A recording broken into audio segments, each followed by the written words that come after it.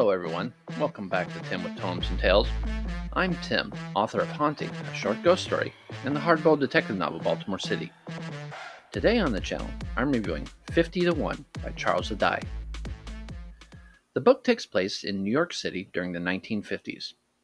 A rascal, out to make a quick buck off the popularity of pulp fiction, is bound to make a few enemies from time to time, especially after publishing a supposed non-fiction account of a heist at a mob nightclub, which was actually penned by an 18-year-old showgirl with dreams of writing for the New Yorker.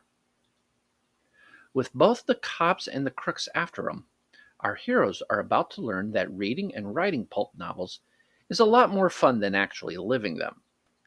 This is basically the hook for 50 to 1 by Charles Ardai, author and founder of Hard Case Crime Publishing, and I really enjoyed this story.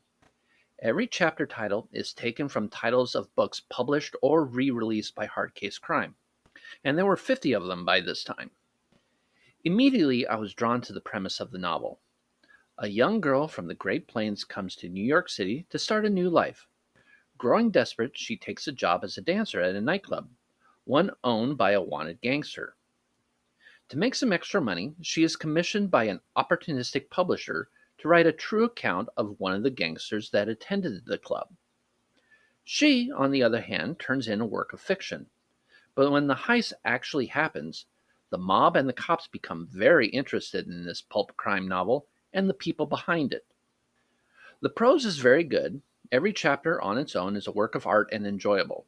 There are some great Easter eggs if you know what to look for, like how the characters of Larry and Don are actually references to notable pulp authors Lawrence Block and Donald Westlake. However, while I admire Ardai's commitment to the bit of writing a chapter for every book his company published, it did make the story feel a bit too long in my opinion. Some of the scenes and chapters could have been edited out, and it probably wouldn't have made much difference. Unfortunately, taking out this fluff would have hurt the gimmick Ardai was using. I did figure out the mystery pretty early on in the story, but I didn't feel the mystery was the main attraction either. No, what captivated me was the action and the suspense, and I'm very glad I read this story because those thrills were so enjoyable. And that is the most important thing, isn't it? Now, if you enjoy reading crime stories, I recommend this novel as well as checking out other books from Hard Case Crime. Anyway, thank you for joining me on my review today. Please remember to hit like and subscribe if you want to help out the channel, or check out some of my own work. I'll leave links down below. Stay safe, everyone, and happy reading.